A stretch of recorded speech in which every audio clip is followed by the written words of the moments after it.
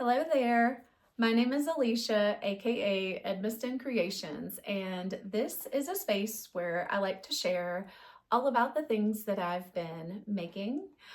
I am also a licensed clinical social worker, and I enjoy sharing general mental health and wellness tips here that, if you so choose, you can apply to your own life or your making process.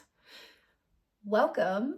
I want to say thank you for being here, especially, if you are a new listener or if you are a returning listener. I really appreciate you taking time out of your day to listen to what I have to say. If you enjoy this episode, then please do take the time to subscribe to my channel so you don't miss out on any future content. I also want to go ahead and say that all the ways to get in touch with me are in the show notes. So you are welcome to comment to this video and I will get back to you. You can also find me on Instagram at Edmiston Creations and on Blue Sky at edmistoncreations.bluesky. Whatever the ending is. But all of that will be in the show notes for you, as well as a link to my Ravelry project page. So you can find details about the projects that I'm working on there. So I'm so glad you're here. And today's episode, really, I want to do a little bit of a catch up and then dive into the weaving workshop that I took this past weekend. Have a little bit of knit and sew chat and talk about some self-care tips and practices that you can try and apply in your own life if you like. So yeah, that's kind of the overlay of the video and where we will go today. So man, gosh, it's been a while since I've been able to record. The last time that I recorded was a video about crocheting heart earrings. Since, literally from that day forward, my house had been plagued by sickness. My son was sick first, then we all got sick. I got double sick. I got a sinus infection on top of the first sickness. And so it just has been weeks to clear out that junk from the household. I lost my voice and there was no way I could, you wouldn't have been able to understand me if I recorded. So, I will say, knock on wood, thankfully we are all healthy now. I'm enjoying that. It's so easy to take our health for granted. So every time I get sick or one of my family members gets sick, it's just a reminder to me to have gratitude whenever we are all healthy. And we've been able to be in the wellness zone, so to speak, for the last week or so. And that's been really, really just what a relief to be on the other side of that. So that's really what I've been up to.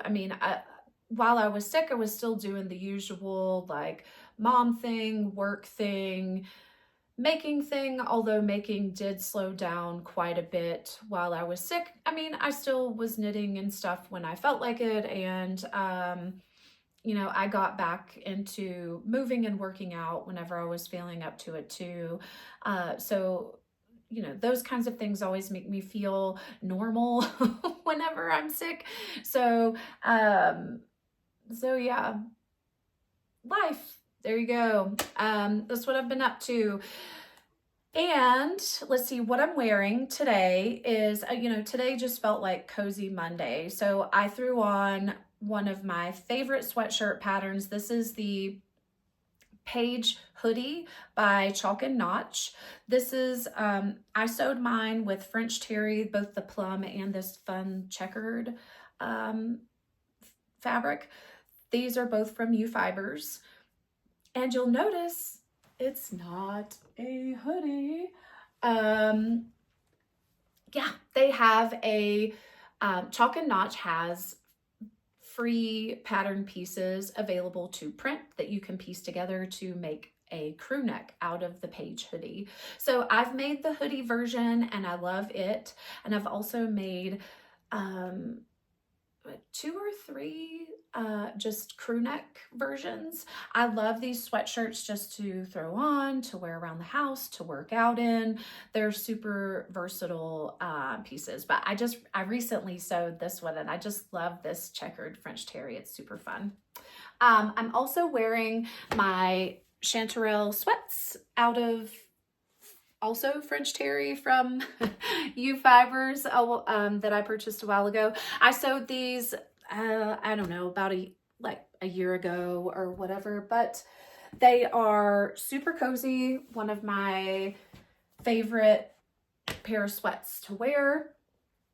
And the hack so the chanterelle pants are designed for woven fabrics, but Meredith, who works for Sew Liberated, did a blog post about shifting, like the modifications that you would make shifting to a knit fabric from the woven fabrics for the chanterelles. And the mods are really quite minimal, but her notes for making that change are really, really helpful. So check out the Sew Liberated blog post if you're interested in making your own chanterelle sweats. So I don't want to forget my socks. I'm also wearing knitted, the Spark Socks, yeah, by Andrea Mowry. These are knit in Jill Draper Barstow and dyed in the wool scraps. I had, I think the colorway's Fuzzy Navel, and I knit them before Christmas or like around that time. And I think these were like crazy fast. They just flew off my needles. I mean, very addicting knit, if you will, so you've been warned. But I think I knit them in like 3 days. They were a total impulse cast on around the holidays, and I love them. I love the yarn. The Jill Draper Barstow is a great sock yarn, so highly recommend. You know, and it's a fantastic way to use up your dyed in the wool scraps as well. So there you go. That's what I'm wearing. So now let's dive into talking about my weaving project. As you can tell, I'm super excited to share about this. I attended the winter weaving workshop with Sedona Rigsby in Santa Fe this past weekend. Muses Santa Fe is a studio space that hosts all these cool creative workshops, different crafts and skills. Like they have some silversmithing workshops. They have a shishiko workshop, which I'm interested in taking sometime. But you know, Sedona has hosted a couple classes there now. And the first class I took with Sedona was in January. I made this cute little wall hanging back here, and I love it. This one was with cotton yarn, and then this project is made with alpaca yarn, and I just love all the neutral vibes with this. I really love the contrast of black and white, and so primarily for my project I used black and white throughout, but I did I wanted to have a section of some of the tan in as well, so I added that. I really loved this workshop because this is kind of like a little sampler. You could weave whatever techniques you wanted. You could do, you know, just, yeah, it was a choose your own adventure sort of thing. And this is my adventure that I chose. The way that this project works is we set up the warp on our rigid heddle looms. Sedona helped us understand the math and how to calculate all of that, but then we actually did it. And warping your loom is definitely a process, and it can be quite tedious, but honestly, I have found, especially the second time warping the rigid heddle loom. It's not as difficult as it felt the first time.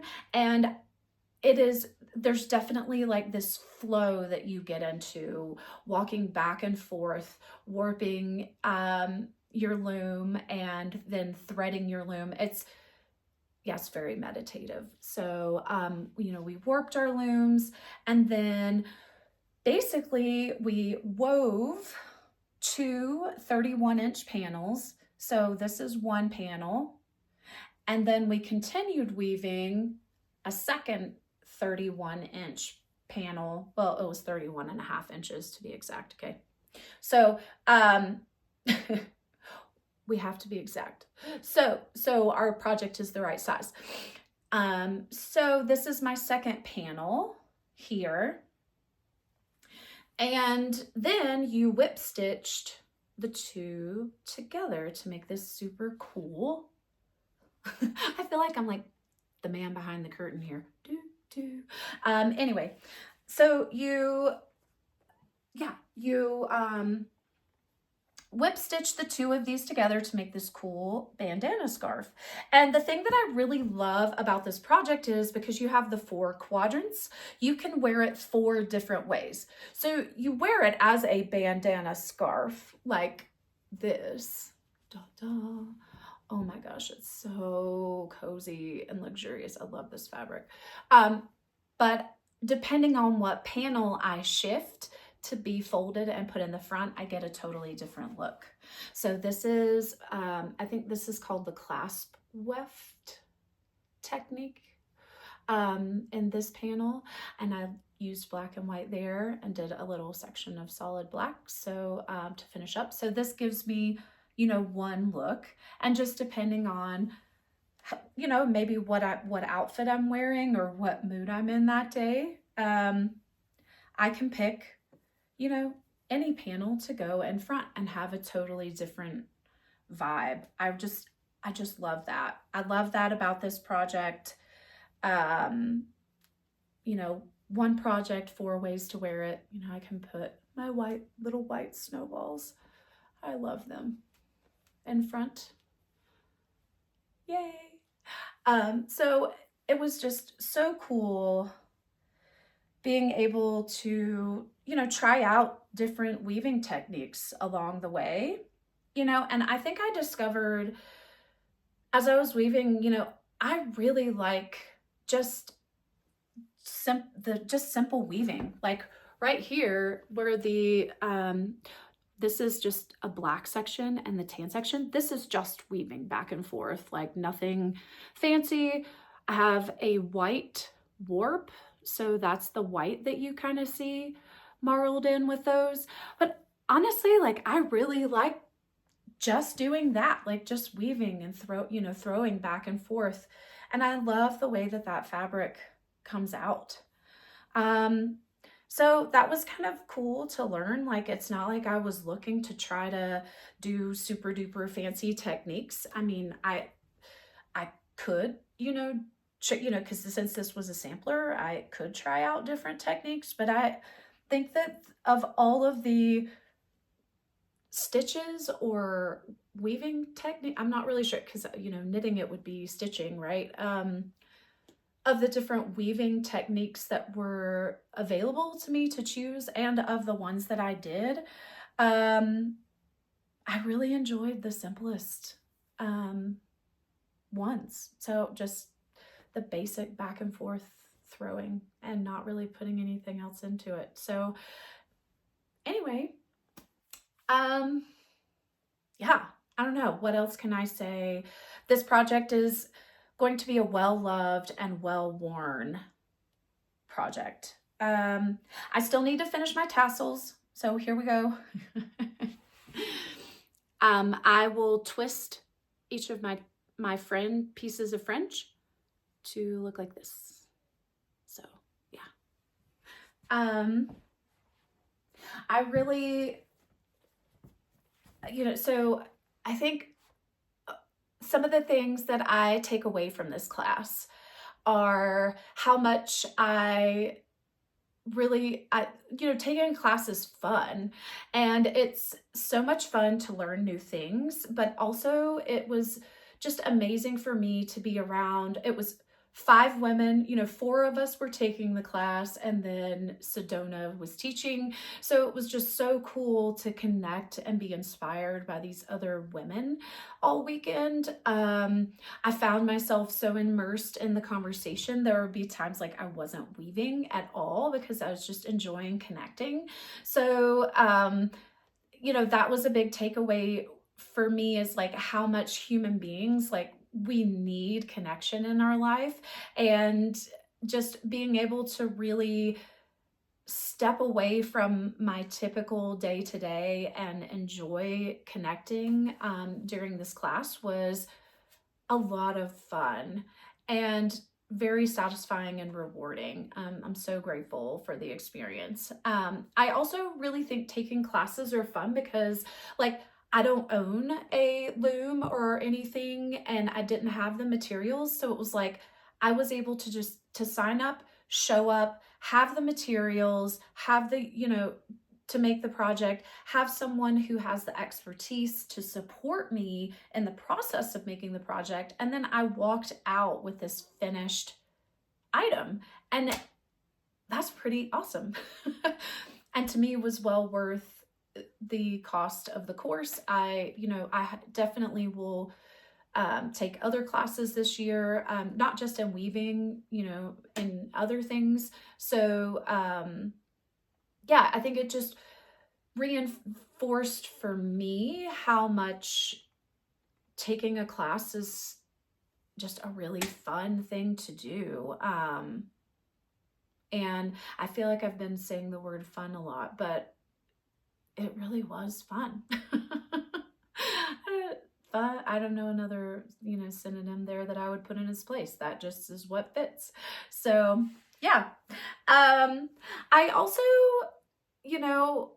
really appreciated I'd say the main takeaway from the weekend was, or another main takeaway from the weekend for me was the joy of the present moment. So like joy in connection, joy in learning, and not, just learning something new, and then joy being in the present moment with, other people who, maybe I wouldn't have met otherwise, like, and to be able to spend time with them, but also joy in making something with my hands, and just, again, like being removed from, like very atypical weekend for me. I was away from home. I was by myself. My family stayed home.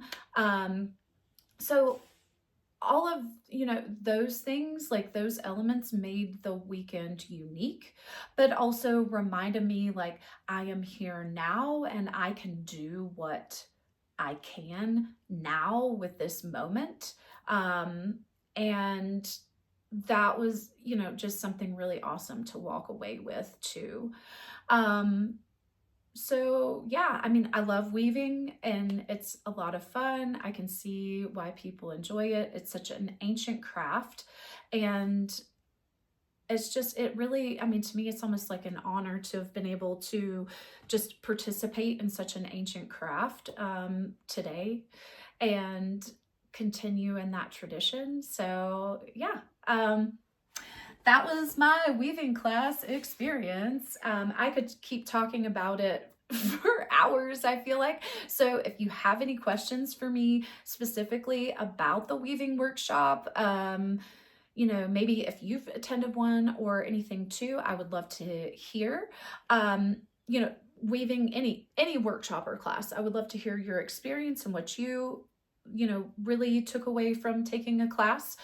But yeah, like if you have any questions specifically for me about the weaving workshop I took, then please put them in the comments or send me a message on Instagram. I will get back to you quickly. Or as quick as I can. So yeah. All right. So a bit of knitting and sewing chat. All right. Since I haven't recorded in a while, this is the conundrum, right? Like I have several finished objects, knitting and sewing, because my sojo has like definitely kicked back in since I feel well enough to sew again. So I, rather than sit here, because this episode would probably be an hour and a half long if I sat here and I did like, this is what I finished sort of thing. If there are any projects that I have recently finished that you would be interested in hearing more about, would you, let me know. Or if there's projects in general that I've made in the past too, like it doesn't have to be recent ones. But I have finished a Metamorphic sweater, a Doppio sweater, the Sisterhood cowl, what else? I've sewn some things, Just My Luck jeans. I've done a self-drafted skirt. Oh my goodness. I've made pants. I've sewn some pants for my kids. I've done some like little pillows with my kids sewing. So anyway, take a look at my Instagram feed or check out my Ravelry project page. And if there's any projects on there that, Instagram or Ravelry, what have you, that you want me to talk more about or share more about, then please mention them below. Otherwise, I will just pick at my discretion what I share about in future episodes, not today, because like I said, Alicia can totally talk for an hour and a half about making, but we're not going to do that today. So what I am going to show you today is a bit of a peep here, or sneak peek, or not really a sneak peek, because I'm showing you I finished my February socks for the stockpile to sockpile knit along that I'm hosting with my friend Chelsea, and I will put her Instagram and Blue Sky handle in the show notes. We are hosting this fun sock knit along for the year, each month, or if you just want to knit one pair of socks and take 4 months, hey, that's fine too. The only rule is if you want to join in, just use stash yarn. That's the only rule. You can knit whatever pattern you want, no rules other than just use stash yarn. And please tag me and her so we can share your socks. I love sharing people's socks on Instagram and Blue Sky. So just make sure to tag us so we don't miss it and we can reshare. These are my February socks though. I love them. All the details for them are on my Ravelry project page. This year I am committed to using my Ravelry project page for my knitted projects as a reference for myself, but also it makes it just so much easier for me to share here as too, like details are there, like what needle size I use, what yarn I used, and general like things like that. Like if you want to recreate these socks, my notes will help you recreate these socks on Ravelry. I used Summer Lee's Colorwork Cuff Club for the month of February. I did the simplified heart chart, and I did 2 rows of the heart charts, one for each of my babies, and I striped the colors together, my main color or whatever together, or background color, I don't know. But anyway, I literally like walk you through like my cuff is this length, where I started each chart, and I did a 5 round stripe. I added mohair to the heel flap and heel turn of these to strengthen my heel.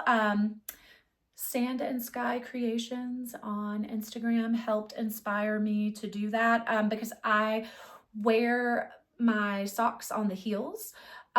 Mostly like that's a wear spot for me. So I thought I would give that a whirl and see how I like mohair on the, I don't know that I'll do it for every single pair of socks, but I definitely, it's a very simple ad. I didn't change needle size or anything like that. I just added a strand of mohair for the heel.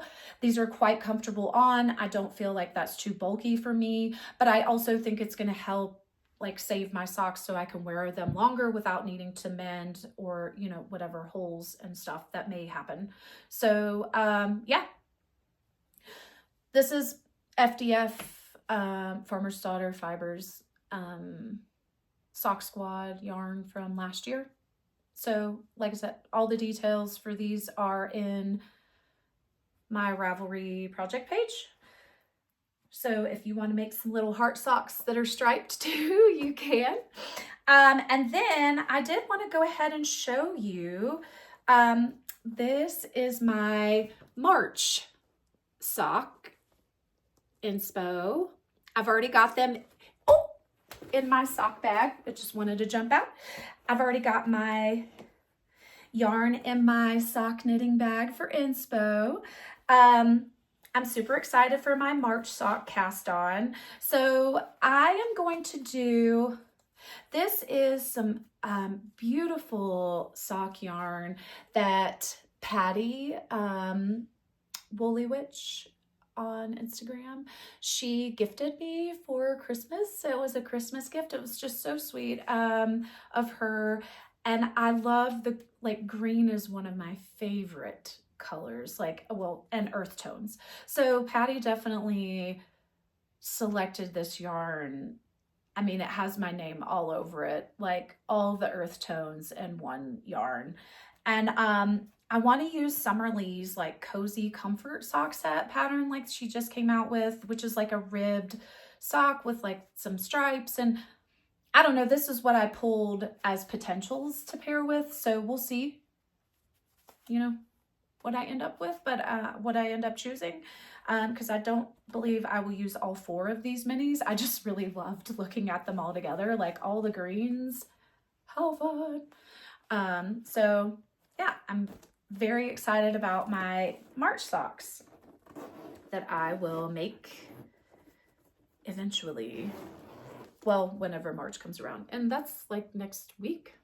It's crazy. So bit of sewing talk. I did want to share, just because I have discovered I totally have an obsession with railroad denim. Oh my goodness.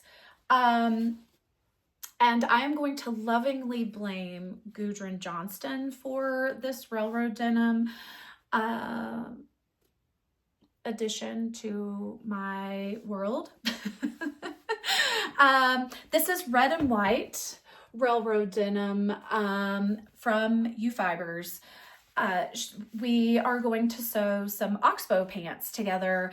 She found this fabric and told me about it, and I was like, what? They have red and white railroad denim? Oh my gosh, I have to have some. So I'm obsessed with sewing jeans. I don't know, like that is one of my favorite things to sew, along with dresses, but man. So oxbow pants with red railroad denim will be happening. We will sew these in a little while. You know, Gudrun is a busy woman, and so we're planning on sewing these together in like about a month or so. But I'm super excited about them. Can't wait. So that is kind of my sewing ideas. I do have other sewing projects on deck. I'm going to sew another pair of Just My Luck jeans in the meantime. I want to do a bit of a oversized pair with a dark wash denim, and play around with some embroidery stitching on the pockets and such with those.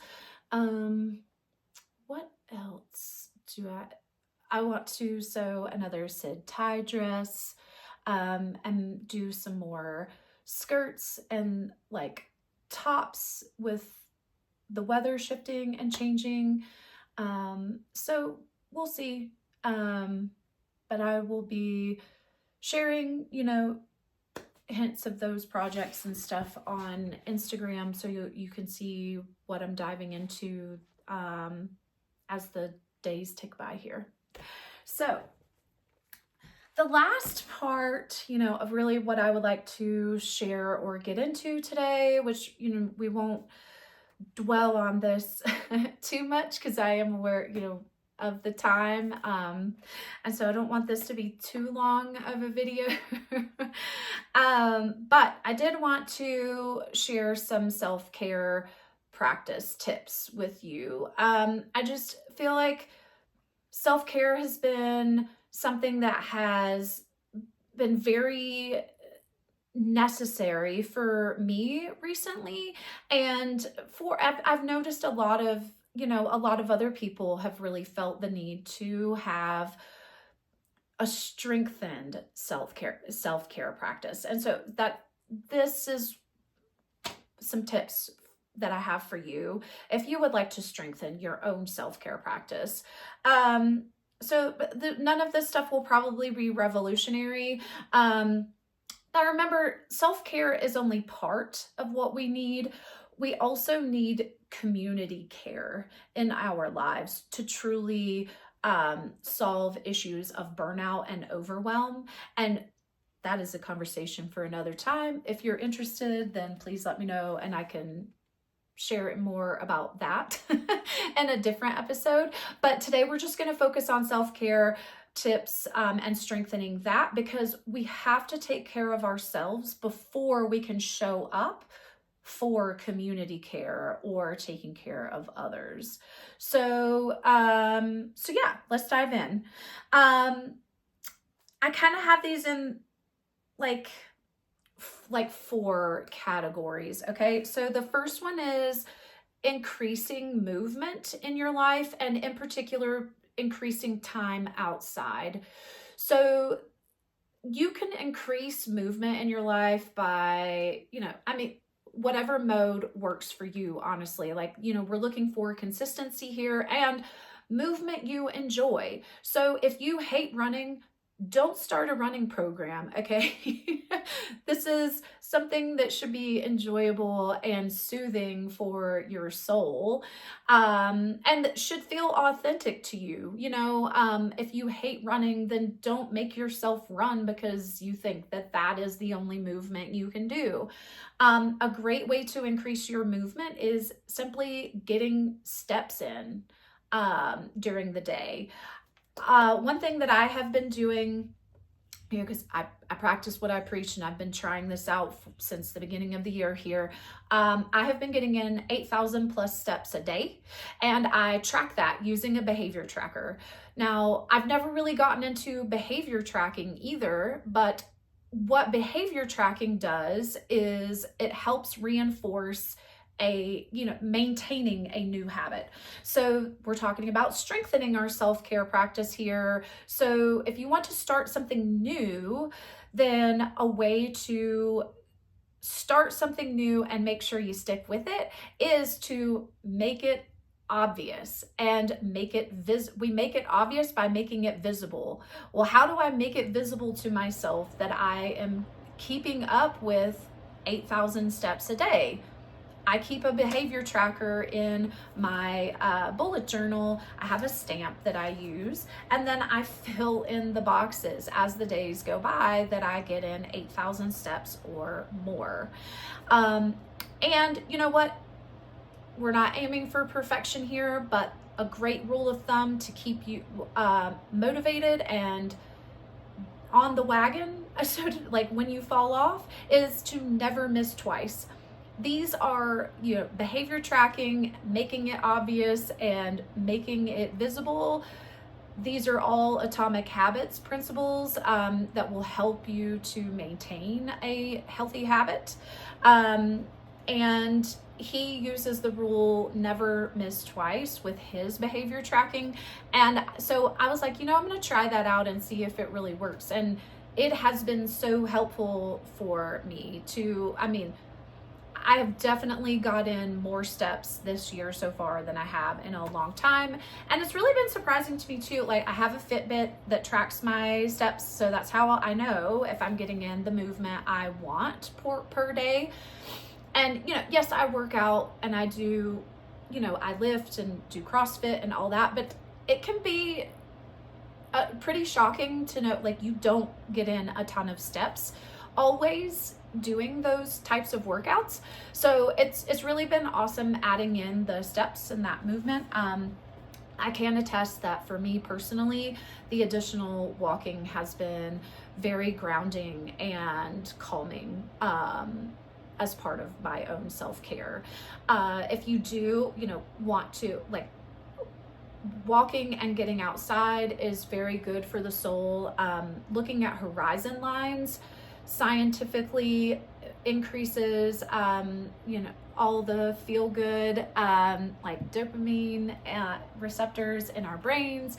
So, you know, there is science behind why it is healthy to get outside and look out at your horizon versus looking at a screen in front of you. So yeah, those kinds of walks are great. So I've been doing different types of walks though. I've been doing knit and walks, I've been doing reading and walking, and I've also just been walking and, you know, taking in the scenery, looking at horizon lines. So I'd say get in some steps and mix it up. You know, do what maybe feels good for you that day. If walking or getting steps in just sounds like, I'm not interested, try doing some yoga, or, you know, whatever type of movement really just seems to sing to you. Cycling, running, whatever. You know, I mean, the key is what sounds like fun to me, to get in some more movement. Maybe drop and do 10 push-ups. I mean, I wouldn't put it past myself to do that. So, you know, there's a lot of ways that we can increase our movement, but just whatever feels good to you. And that is a great way to take care of yourself. It also helps you to, increasing movement moves your body out of the limbic system, like fight, flight, freeze, into the calm state. You know, we're moving away from like our adrenal glands, cortisol, all of those types of hormones running, you know, that are created by stress, and into a calm and soothing, peaceful state. You know, your body is sending signals to those systems that need to be used for, you know, the movement itself. So, yeah, that would be, you know, if you would like to strengthen your self-care through movement, that is a great way to do so. Another one is starting up a gratitude practice. The Ritual app is my favorite daily gratitude meditation. Alex L does the daily gratitude meditations on that app. It is a paid for app, but it is a pretty cost, like if you pay for the year subscription, it's not too much out of pocket. But, you know, Calm and Headspace are great apps for meditations, and they also have, like, you know, gratitude specific ones. And so, but I use personally the Ritual app, and I love that.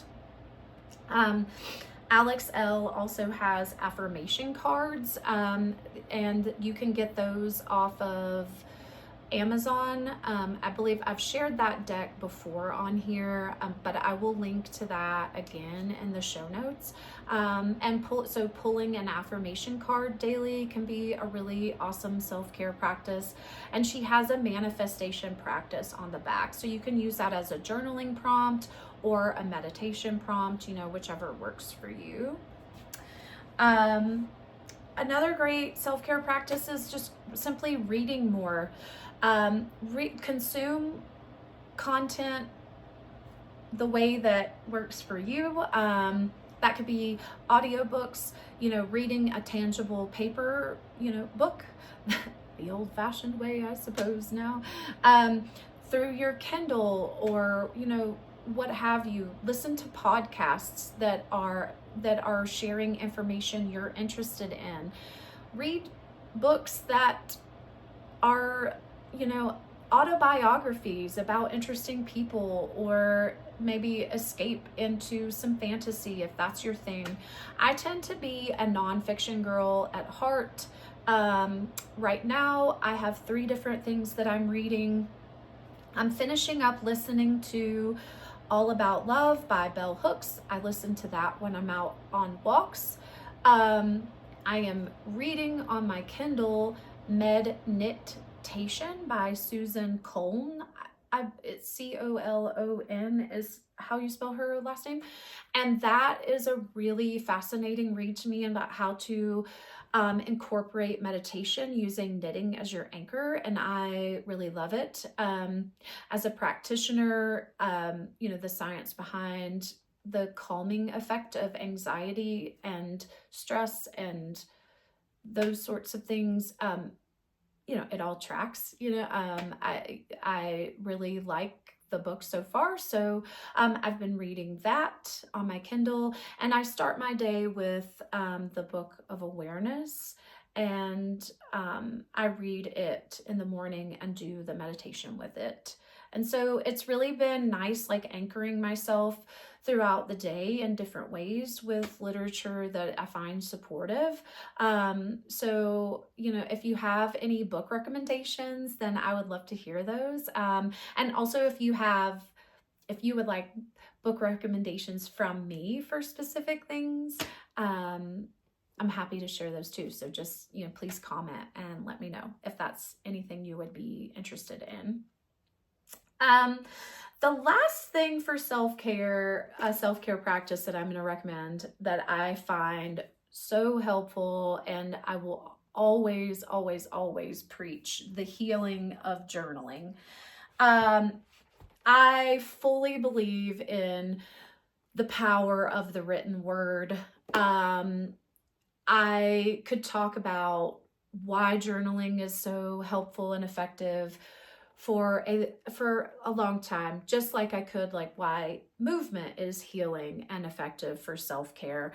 But one thing that I have done differently with my journaling this year is to make it beautiful. And not like, when I say make it beautiful, I'm not trying to be like the next artist. I'm not the best. I'm not a horrible like drawer or anything, but I'm definitely not the best. So I'm using just by simply, and I'm not able to show you my specific threads or threads. I'm not able to show you specific pages of my journal or of my bullet journal because I use this for scheduling clients. But what I will do is like fan flip my journal so you can maybe see colors that are used in here. That's been the game changer for me this year, is to really, I have looked on YouTube for some different like potential like weekly spreads that I liked, and I actually took the time to like, now I can't show you these because they're blank, like, so I took the time to like draw them out in my in my journal in the front with like little tips for drawing them, because I just wanted simple basic layouts that if I use different color markers would make them really pretty and fun, just visually pleasing to look at. And this kind of goes back to that principle from Atomic Habits of make it satisfying. Like, journaling to me is a way that I stay organized. It's a tool and a skill. It helps me to process things if I need to, emotionally, to integrate things in my life. So but I very much use it as a planning tool and a scheduling tool. I mean, my work is scheduled in here. Like my whole life is scheduled or is in here in some form. So it's not just straight up Dear Diary type writing. But this is another spread.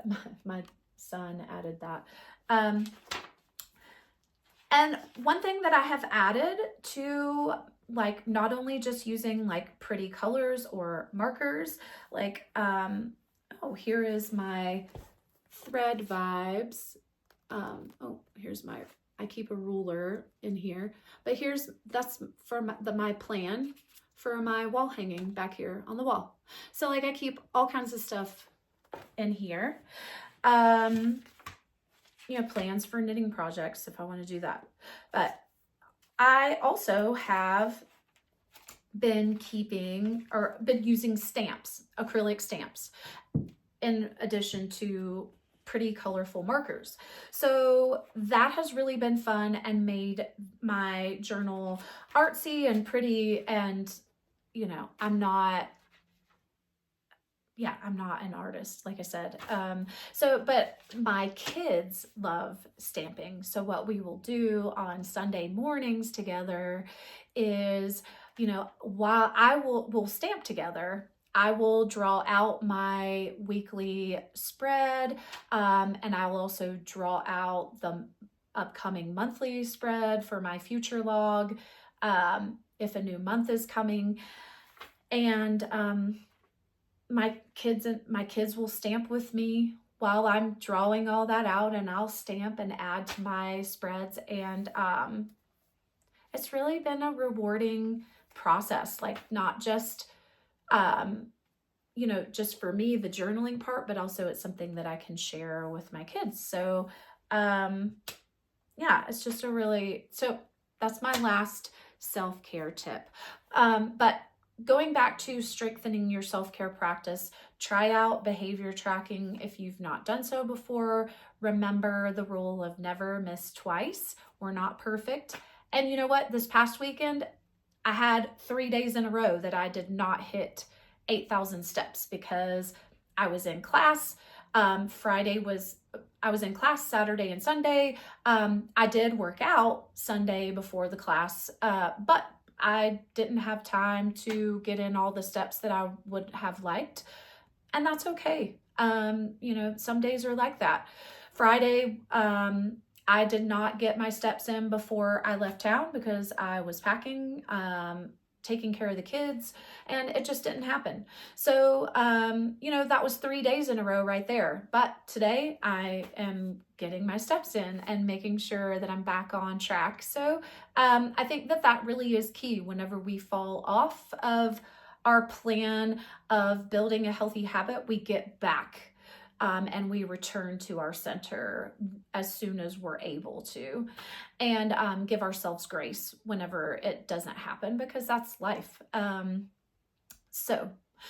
The other thing you can do to strengthen your self-care practice is behavior pairing. So pairing your new behavior with a behavior you already do. So like if you wanted to start journaling, pairing that with your morning coffee or your breakfast, or something you already do in your morning routine, will make it more likely that you build the habit of journaling. I believe that is all for today. I am so happy to be back and to be healthy and feeling better and being able to be here to record with you. Let me know if you have any other thoughts or questions in the comments below. And until next time, happy mindful making.